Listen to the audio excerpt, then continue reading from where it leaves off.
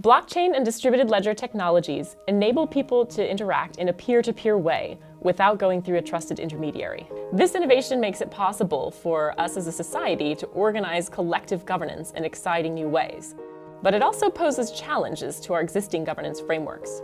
I had a chance to sit down today with Vitalik Buterin, the inventor of Ethereum, to delve into this topic. When you first started Ethereum, what was the philosophy with which you started it? So you set out to build something, you wanted to do something that was Turing complete because you wanted to be able to build this sort of world computer, general purpose blockchain, instead of something that was limited to just a certain set of transactions like Bitcoin. Did you start out with this grand vision? No, and it started as something much simpler, which was I was working on a project called Mastercoin, which was basically a blockchain protocol that was trying to support maybe 15 different types of financial protocols. And I realized, oh wait, if we replace these 5 features with a programming language, then it goes up from 15 types of financial transactions to 40 types of financial transactions, and the protocol becomes simpler at the same time. Then I realized, oh wait, this isn't just about financial transactions, you can also do all this other stuff. Then I realized, oh wait, you can do even more stuff, and it just sort of grew into the Web3 vision over the course of maybe half a year to a year. Yes. So for people who don't know what Web3 is. Web3 is this vision that Ethereum plus a combination of several other technologies can bring about a more kind of decentralized internet that puts basically more control in the hands of the user. And this is a suite of technologies that includes Ethereum as a kind of decentralized database, Whisper as kind of decentralized messaging, Swarm as decentralized content hosting, possibly other technologies as well. And these things will be developed in some ways together, but designed to be nicely complementary with each other. And you could see a lot of applications using some combination of both. What about the infrastructure environment, hardware requirements and things? Well, one of the things I actually love about blockchains is that they can survive without needing much special hardware. So like I personally just actually really love the idea that basically the thing can just run on a few thousand guys with their regular laptops. That's one of the things that really excited me about Bitcoin early on. It doesn't require all of this like $1 billion of capital started up by people who are already here before, and that would be basically impossible for any new group to match. It's just, like a few thousand people on their laptops is all that you need. With respect to hardware, what about people who are not going to have laptops, but just smart devices? Look, one of the things that we kind of deeply cared about from the start, especially for people with laptops, is a very strong light client technology. So this basically means that you can use this technology to have a client that runs on a phone, which has almost the same levels of security and trustworthiness as a regular client, except it's vastly more efficient. And you can do that in Sudan. Where you have people with pretty probably basic phones. Not Sudan now, but probably Sudan in 3 to 5 years, yes. Like people do underestimate, I think, just like the sheer level of mobile penetration and like how quickly it's growing. I think once all of these places have internet access, and once they get up to basically once the quality of $20 phones increases by another couple of years worth of time, it'll definitely be at that point. So you genuinely think that Ethereum is going to be a worldwide penetrating technology, and that we're not going to be limited by bandwidth and hardware? That's definitely what we hope. I mean, like if blockchains were only usable by the rich, then the whole space would definitely be much less interesting. So how are you thinking about the incentive structures that you're building in, particularly with the upcoming transition to Casper, proof of stake? There's a lot of skepticism, as I'm sure you know, that there's just going to be this massive centralization around people who already have huge stakes being able to control the network. Obviously, this is not something that surprises you and that you're planning for. I mean, it's definitely kind of another sort of devil-you-know argument, because like with proof of work, you notice that 70% of mining is done out of China, 70% of mining is done using mining hardware created by one company and run by basically like 5 or 10 guys. And like the thing with hardware centralization is that it's the sort of thing that is in some ways much harder to dislodge, right? So like in Casper, for example, there's a mechanic where if even if like a group of people that have more than a third of the deposits collude and they do an attack, then basically the mechanism penalizes them, and once the attack is detected, it takes away their money, and so they don't have the money to do the second attack anymore. But with hardware, you can't really do that. Like you can't, there's no way to kind of burn a piece of hardware from inside a protocol. From my kind of point of view of someone who has like really deeply thought about these protocols, I think that proof of stake kind of is better on a bunch of dimensions. And like the kind of meta argument that I use to explain this is basically that because proof of stake has to do with virtual assets that are defined inside the system, it means that you have a lot more freedom in basically determining rules that are optimal. And so we can design systems that, like in general, have much better incentives, like better structured rewards, and like larger penalties for misbehavior and so forth. Whereas with proof of work, you're kind of stuck with the laws of physics in some ways. Well, there's also this transition plan in place, right? So Yeah. we're combining proof of work and proof of stake Exactly. for a certain period of time. Yeah. And you're doing analytics on that Right. to see what's Exactly. happening as it evolves. Yeah. Obviously, you can pull back if you need to. But that's a pretty technical topic. So for CG viewers who don't really know that much about the details of how, let's talk about a different internal governance aspect, which is how decisions about changes to the protocol are made. Currently, in Bitcoin is done through mining, essentially, Right. because the miners decide which version to accept. There are different mechanisms in different chains. We saw, Tezos launch earlier this year, or ICO anyway, Yeah. with the idea of building a different kind of a governance system or decision-making system about protocol changes. There are several other protocols working on different models, and some people say, hey, everybody who uses the system should get to have a democratic say Right. in protocol changes, but reality is most people are not developers. They don't Yeah. know the details enough to be able to really have an informed opinion about stuff. And it's just like in our societies where we have rational ignorance about a lot of things, and people don't want to invest their time in trying to figure out what they want to vote on in this kind of an internal governance scheme. How do you think about this problem? Who should be able to decide? Governance ultimately is like basically the set of kind of institutions and norms and agreements and kind of standards, like what economists call Schelling points around, like basically under what contexts should people use these underlying tools and in what ways.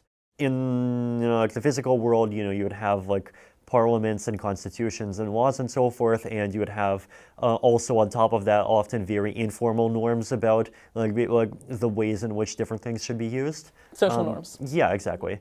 And in the crypto world, I think you basically you have like some of the same thing, right? So you have at the very bottom level, like people's ability to write software, miners' ability to mine on particular chains, and at the higher levels, you would have developers discussing between themselves, developers implementing software, developers coming up with mechanisms between themselves to agree on like basically what the software changes should make, like what block they should activate at, under what conditions they should be agreed on, and you would have users ultimately always have the ability to basically just rebel and refuse to accept a particular update. And then on top of that, you would also have norms and expectations about what kinds of updates should happen in general. So for example, in Bitcoin, people really cherish the 21 million limit. There's also the ideas of decentralization. There's the idea that this thing is supposed to be a currency, like you're not supposed to arbitrarily take money away from people. So basically, if a user finds something distasteful and there is a norm against it, then the user knows that a lot of other people find it distasteful as well, and they also know that because there exists this kind of like meta-level social object called a norm, there like other users will also be more interested in coordinating around basically not accepting the update, and so users are going to rebel, not install a software, and you have things like Ethereum Classic. Sure, and there are a lot of really well-known and well-documented sort of human rationality errors. Yes, totally. So I mean, all kinds of biases. If you just go to the wiki page for cognitive biases, you get this list there's of a like bunch, yeah. 60 now, and including things like we've changed the way that we remember information because of the Google effect, that we tend not to even bother to remember things that we can easily look up on Google nowadays. And so the way that we interact with technology is actually changing our human thinking biases as well. Yes. How do you plan for those and design those in? This is one of the reasons why the economics of crypto economics is so interesting, because like some people say that crypto economics is not going to work because people are not fully rational or people are not purely motivated by economic factors. But what people don't see, I think, is that even though economic incentives are not the only thing that motivates people, they are a very large thing that motivates people. Yeah, but there's a difference between motivating people with economic incentives and being able to understand how they will behave in reaction to that incentive. Because sometimes people could take completely irrational strategies. Yes, right. But practically speaking, like the idea is that it's easier to predict the idea that people are more likely to take things that will make them more money than it is to predict that any specific bias is going to be very stable and robust across decades and across different cultures and across being the actors being people versus organizations organizations versus robots. So that's kind of probably one factor. And another factor that people miss is that it's not just about incentivizing people, it's also about this idea that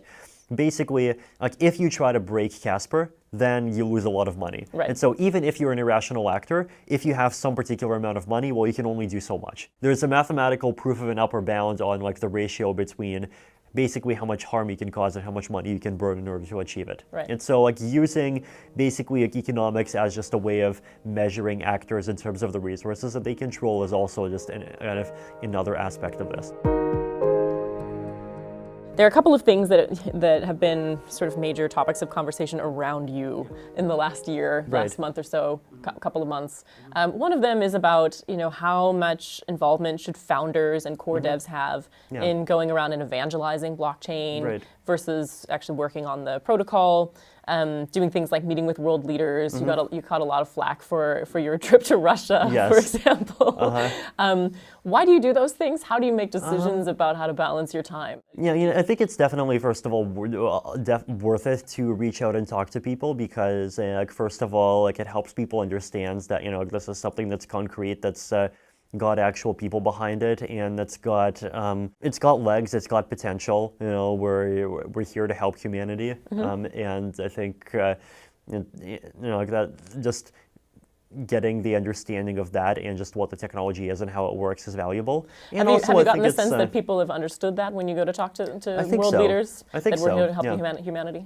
Yeah, I think they have been definitely quite friendly in general over the last few years. And it's also important, I think, for us to understand them, right? And basically to understand, what are the challenges that kind of, basically mainstream institutions currently face and what role can the technology have in addressing them. And, some of the conversations I've had, and probably this is more with banks than with governments, but to some extent with everyone around what are the privacy challenges, why are they interested in consortium chains, what is their thinking about scalability. I think that's definitely all fairly important, and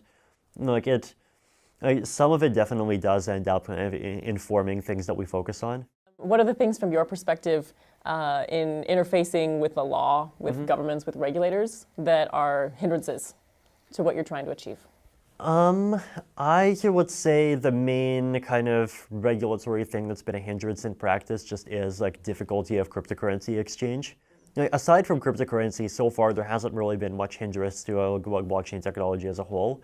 But at the same time, public blockchains, despite being usable for a large number of things other than cryptocurrency, still fundamentally relying on cryptocurrency for transaction fees, economic incentivization, and a lot of other things. It would be so much better if people could buy $100 of cryptocurrency instead of $0 of cryptocurrency. And yet, in many places, it's still going from 0 to 100 is much harder than going from 100 to 5,000. Right. There's big differences between how politically easy it is to go after a technology where 90% of it is being used by terrorists versus going after a technology where going after something that's like the internet where yes, terrorists use it, but also the people who catch terrorists use it as well. And have you in your sort of looking at different parts of the ecosystem around the world, are there certain areas parts of the world that seem particularly friendly or particularly hostile to Ethereum as an idea or as a project or as a decentralized model of organizing society?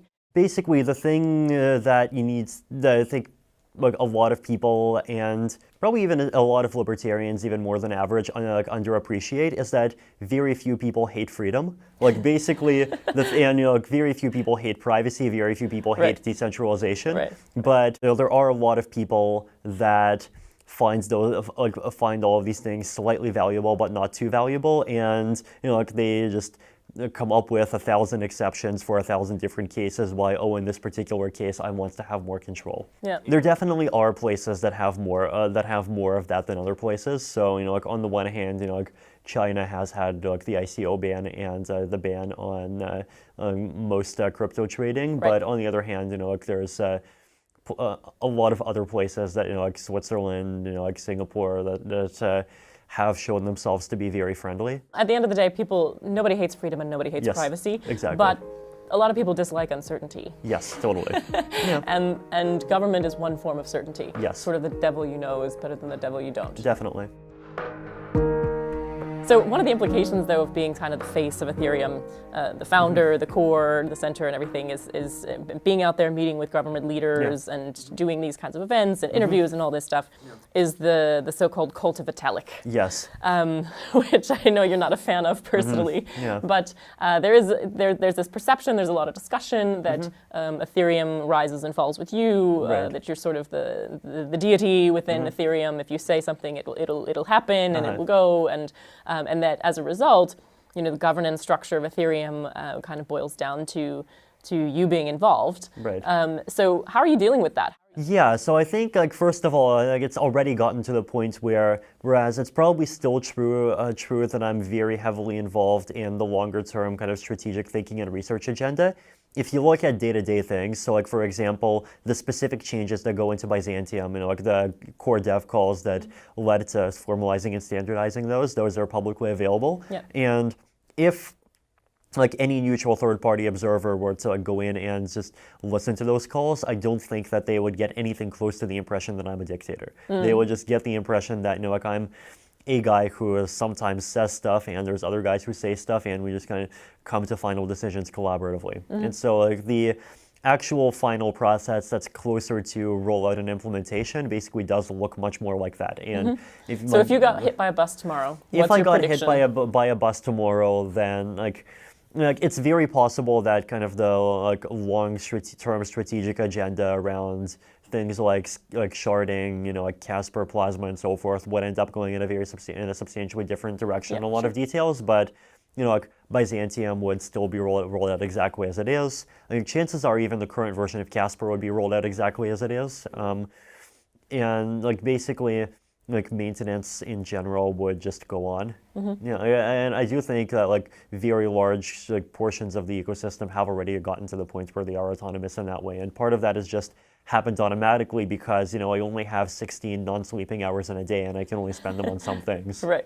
What about the question about how you balance your time? Personally, I have noticed that the amount of time I spend on actual coding has gone down and down as Ethereum has scaled up, which I think is totally fine because as a coder, there's okay, I can code, but there's also plenty of other people that can code, and plenty of people that can code as well or better than myself. But I see my own talents as being more in architecture and in trying to figure out what are the ways that the system should be constructed, what are the properties that the system should have, how do we make this marginally more efficient, how do we make this simpler, what kinds of components do we kind of put in together, how do we kind of redesign the thing in order to make it more friendly to scalability and privacy. Yep. If you spend a day coding, then that's a day in which it's harder to spend thinking about those other things. And there are often days where you feel like out of those 16 hours, 15 and a half of those hours are wasted time, but the other half hour by itself came up with basically one insight, which is already a significant improvement. Yeah. That is in some ways how thinking works, right? Right. It's